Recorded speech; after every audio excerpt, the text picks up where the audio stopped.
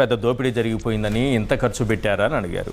ఇప్పుడు 12,779 రూపాయలు ఒక చదరపు అడుగుకి ఖర్చు పెట్టి సచివాలయము హైకోర్టు భవనాలు కడుతున్నారట. మరి జగన్మోహన్ రెడ్డి గారు 400 నుంచి 450 కోట్లతో కట్టింది అవినీతి అవుతుందా? ఇది అవినీతి అవుతుందా? ఈశ్వర్ గారు, ముందుగా మీకు సాక్షి టీవీకి వీక్షిస్తున్నటువంటి ప్రజలకి, ముఖ్యంగా వైఎస్ఆర్ కాంగ్రెస్ పార్టీ కార్యకర్తలకి, అదేవిధంగా ప్యానెల్లో ఉన్నటువంటి పెద్దలన్న కేశ్ ప్రసాద్ గారికి, వెంకటరెడ్డి గారికి సాయంత్రం. సార్, ఇప్పుడు ఏదైనా సరే ఒక రోడ్ వేయడానికి కానీ, ఒక బిల్డింగ్ కట్టడానికి కానీ ఒక ఎస్ఎస్ఆర్ సిస్టమ్ అని ఒకటి ఉంటుంది సార్. అంటే స్టాండర్డ్ షెడ్యూల్ రేట్స్ అనేది ఒకటి ఉంటుంది. అది మీరు ఏ క్లాసిఫైడ్ మేనర్లో కట్టినా కానీ ఆ ఎస్ఎస్ఆర్కి లోబడే ఉంటుంది. ఎస్ఎస్ఆర్ స్టాండర్డ్ షెడ్యూల్ రేట్స్ అంటే దీని ఆధారంగానే భారతదేశంలో ఎక్కడ కట్టినా కానీ ఆ బిల్డింగ్ ఎస్టిమేషన్స్ తయారు చేసేటువంటి ఒక నామ్స్ అని ఎస్ఎస్ఆర్ అంటారు, స్టాండర్డ్ షెడ్యూల్ రేట్స్ అంటారు. అది ఇంజనీరింగ్ ప్రక్రియలో అది అంటారు. అంటే చంద్రబాబు ప్రక్రియ కదా, అది ఇంజనీరింగ్ ప్రక్రియ. ఓకే సార్, ఇప్పుడు ఒక ఎస్టిమేషన్ వేసేటప్పుడు సార్ మామూలుగా జంగిల్ క్లియరెన్స్ కానించి, అంటే ఒక ఎస్టిమేషన్ ఒక ఇంజనీర్ ఎట్టేస్తారంటే, నేను ఒక ఇంజనీరింగ్ గ్రాడ్యుయేట్గా చెప్తున్నాను సార్. ఎస్టిమేషన్ వేసేటప్పుడు జంగిల్ క్లియరెన్స్ కానించి ఆ సైట్ని చదరం చేసేటప్పుడు దగ్గర నుంచి ఆ సైట్ని కన్స్ట్రక్షన్ చేసి ప్రభుత్వానికి కానీ లేకుంటే ఒక వ్యక్తికి కానీ దాన్ని హ్యాండ్ ఓవర్ చేసే వరకు చేసేటువంటి ప్రక్రియ కన్స్ట్రక్షన్. దానికి ఒక ఎస్టిమేషన్ వేస్తారు. ఈ ఎస్టిమేషన్స్ ఫౌండేషన్కి సపరేట్గా, అదేవిధంగా సూపర్ స్ట్రక్చర్కి సపరేట్గా, అదేవిధంగా దాంట్లో ఉన్న ఎమ్యూనిటీస్కి సపరేట్గా, వైరింగ్కి సపరేట్గా, ప్లంబింగ్కి సపరేట్గా, పెయింటింగ్కి సపరేట్గా ఎయిర్ సార్. టోటల్గా అన్నీ కలిసి ఒక బిల్డింగ్కి కాస్ట్ ఆఫ్ ది బిల్డింగ్ అని చెప్పి డిసైడ్ చేస్తారు. సో అన్ని కలిపి లాస్ట్ బిల్డింగ్ హ్యాండ్ ఓవర్ చేయడానికి ఎంత అవుతుంది, ఎంత all amenities with all amenities మనకి కీ చేతికి ఇవ్వాలి. ఇది యాక్చువల్గా ఇంజనీరింగ్ పరిభాషలో జరిగేటువంటిది. ఈ రోజు ఎట్లున్నదంటే సార్, ప్రభుత్వం ఏ విధంగా ఉందంటే, అంటే నేను అధికారులను ప్రశ్నించట్లేదు సార్, అధికారులు పాపం ఏం చేయలేరు వాళ్ళు. ఎందుకంటే ఇప్పుడు ఉన్నటువంటి సూపర్ సిస్టమ్స్ ఉన్నాయి కదా, మీకేం తెలియదు అంటాడు చంద్రబాబు. ఏ అధికారి ఏదైనా సరే ఇటు కాదు ఇటు అన్నామంటే, మీరు చూశారు సార్ ఇవి మన అమ్మఒడి, ఇది గ్యాస్ సిలిండర్స్కి సార్. గ్యాస్ సిలిండర్స్కి మనం ఇస్తున్నాం, గ్యాస్ సిలిండర్ తీసేసుకుంటున్నారు, మళ్ళీ అది మనం డబ్బులు తిరిగి వాళ్ళు కడుతున్నారు, మనకి కట్టట్లేదని చెప్పి ఒక మంత్రి కొలుసు పార్థసారథి గారు చెప్తున్నాడు. ఆయన ఎంత భయభక్తులతో, ఎంత ఇరిగిన పడినట్టుగా మనకు కనపడుతుంది, కానీ చంద్రబాబు నాయుడు గారికి కనపడట్లేదు. అంటే ఆ విధమైనటువంటి ఒక భ్రమలో ఉన్నారు పాపం అధికారులు నేను ప్రశ్నించట్లేదు సార్.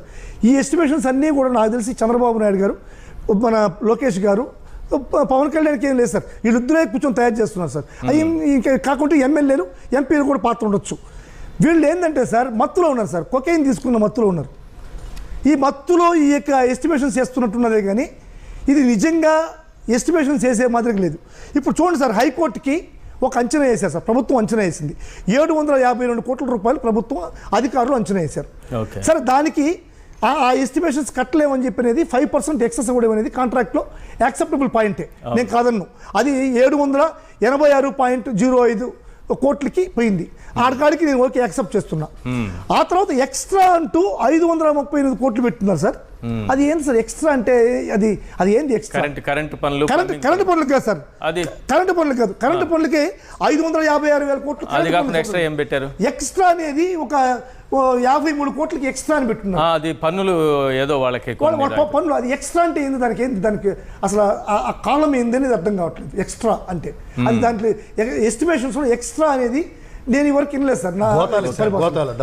ఎక్స్ట్రా అనేది చెప్పాల్సిన అవసరం ఉంది సార్. ఇప్పుడు ఇది ఎట్లుందండి సార్, మీకు మళ్ళా ఒక జోక్ చెప్పాలి సార్, ప్లీజ్ సార్, తప్పదు సార్. ఇప్పుడు ఎస్టిమేషన్ వేసారు సార్, ఏదో 752 కోట్లకి ఈ హైకోర్టు భవనానికి ఎస్టిమేషన్ వేశారు సార్. ఆ తర్వాత దాన్ని ఎక్స్ట్రా అంటూ 786 కోట్లు చేశారు సార్. మళ్ళీ ఎక్స్ట్రా వేస్తూ 58 కోట్లు అన్నారు సార్. ఈ ఎక్స్ట్రా ఏంటని అడిగామంటే, ఒక సినిమాలో ఉంటుంది సెందులు అరటిపండు ఒకటి సార్, తమిళ మూవీ ఒకటి, సెందులు వాడపడం అని. ఒకతను వచ్చి 2 అరటిపండ్లు తీసుకుంటామని చెప్పి 2 రూపాయలు ఇస్తాడు. 2 అరటిపండ్లు కొనుక్కుంటాడు, ఒక అరటిపండు తినేస్తాడు, ఒక అరటిపండు తీసుకొచ్చిస్తాడు. రే, నీకు 2 అరటిపండ్లు కొనుక్కున్నామన్నాను కదా, ఒక అరటిపండు తీసుకొచ్చామైంది, ఇంకొక అరటిపండు ఏడరా అంటాడు. అదే అంటాడు. అదే నువ్వు ఎస్టిమేషన్ వేసావు 577 రూపాయలకి, బాగానే ఉందిరా, మరి ఎక్స్ట్రా ఏంటంటే అదే అరటిపండు అదే. అరటిపండు ఒక ఫస్ట్ అరటిపండునే ఇదే అని చూపిస్తాడు. అవును. అసలు ఎన్ని అరటిపండ్లు తీసుకురమ్మన్నా నిన్ను? 2. ఎన్ని తీసుకొచ్చావు? 1. ఇంకోటి ఎక్కడ? ఒకటి. అదే ఇప్పుడు నువ్వు ఎస్టిమేషన్ వేసావు 572 కోట్లకి ఎస్టిమేషన్ వేసావు. మొత్తం దాంట్లో వైరింగ్, ప్లంబింగ్ అన్నీ ఉన్నాయి కదా. అన్నప్రసాద్ అని చెప్పినట్టుగా ఏదో కంపెనీలు చెప్పాడు, ఎక్స్ట్రా పెద్ద కంపెనీలు చెప్పాడు ఆయన, పెద్ద ఆయన. ఆ కంపెనీల పేర్లు నాకు తెలియదు సార్, ఆయన చెప్పాడు. ఆ కంపెనీలన్నీ కూడా వేసే కదా ఆ ఎస్టిమేషన్ వేసినావు. మళ్ళీ ఇదేంటంటే అదే అరటిపండే. ఇది ఈ ప్రక్రియ ఈ భారతదేశంలో కానీ ప్రపంచ స్థాయిలో ఎక్కడ ఉన్నదో నాకు అర్థం కలిసి సౌత్ ఇండియాలో అసలు ఎక్కడ లేదు సార్. ఇది ఏమైనా గ్రేట్ సార్ చంద్రబాబు నాయుడు గారు. ఎందుకంటే రిషికొండలో కట్టిన పర్యాటక శాఖ భవనాలు మాత్రం ఈ విధంగా కట్టేశారు, ఎంత డబ్బు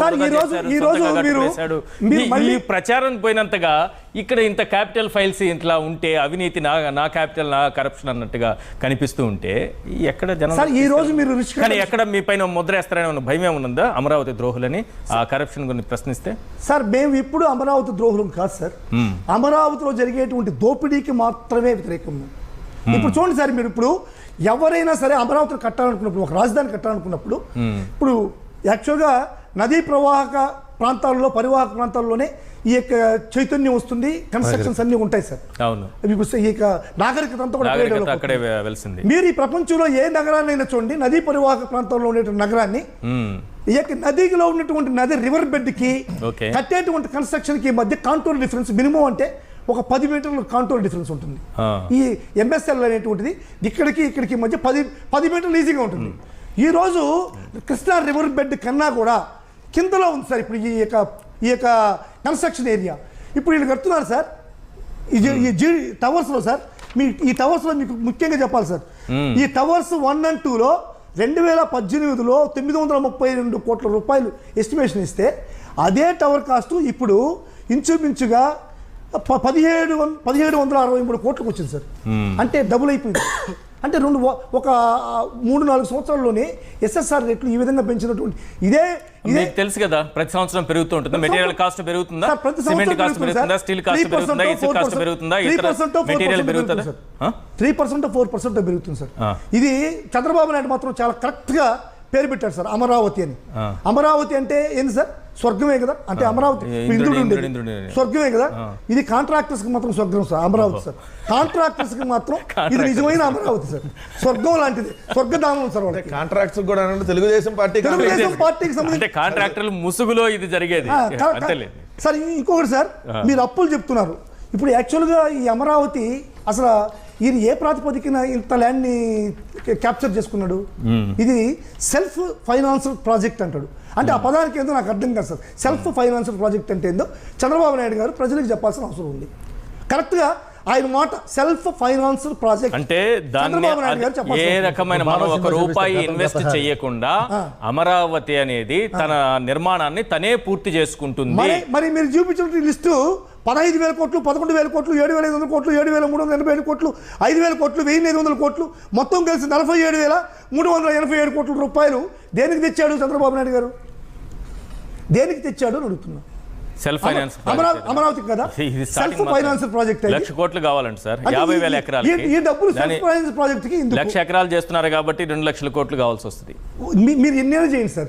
ఆయన చెప్పిన మాట ఇది సెల్ఫ్ ఫైనాన్షియల్ ప్రాజెక్ట్. అవును. ఈ తెచ్చిన అప్పులకి చంద్రబాబు నాయుడు గారు ఎవరు బాధ్యత వహించాలి? నేను కట్టాలి కదా సార్, దానికి కట్టాలి కదా. మరి సెల్ఫ్ ఫైనాన్స్ నన్ను మోసం చేసి ఇంత అప్పులు తెస్తాం ఏంది? ఇంకొకటి సార్, అసలుకి నీళ్లు తోడేటువంటి కార్యక్రమం ఏంటి సార్? అది అసలు నీళ్లు తోడడం ఏంటి సార్? అసలు నీళ్లు తోడేటువంటి ఒక కన్స్ట్రక్షన్ అది చూడండి సార్. ఇంకొకటి హఫీజ్ అనేటువంటి, మీరు దాన్ని కూడా చెప్పాల్సిన అవసరం సార్. హఫీజ్ అనేటువంటి ఒక కాంట్రాక్ట్కి, ఒక సంస్థకి చంద్రబాబు నాయుడు గారు 2018లో ఒక టెండర్ ఇచ్చాడు. అదేంటంటే అమరావతి డిజైన్స్ కోసమే. దీన్ని పెట్టుకొని అమరావతి వాళ్ళు ఒక చిన్న ఒక డిజిటల్ సిస్టంలో అమరావతి ఏ విధంగా కడతామని చెప్పి ఒక థియరీ డెవలప్ చేశారు. దాన్ని బట్టి ఎలక్షన్కి వచ్చారు సార్. మీరు ఈ విధంగా అమరావతి ఈ విధంగా ఉంటుందని చెప్పని ఒక విజువల్స్ క్రియేట్ చేశాడు.